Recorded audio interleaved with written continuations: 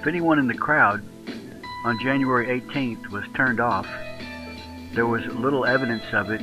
Most people seemed to listen enthusiastically to the WWP speakers, but the WWP has no more than a couple of thousand members in the world, and there can't be enough Marxist-Leninists to fill a large portion of the National Mall. So why did they listen? The answer appeared to be this: because they hate George W. Bush. Yes, they oppose a war, but the thing that seemed to unite the attendees was an intense hostility toward the president.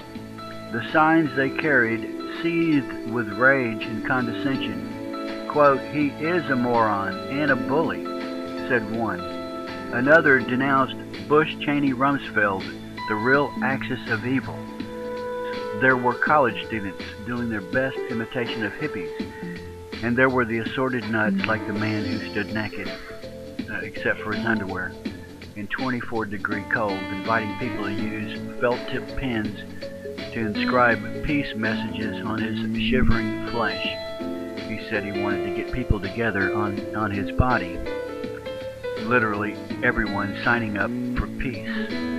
Speaker after speaker claimed that the crowd represented the real America, the millions who are said to passionately oppose the war to oust Saddam Hussein. And that was the way the rally was covered in the press. One fairly typical report on MSNBC said the demonstration included, quote, "a growing number of people who are speaking out against a war with Iraq.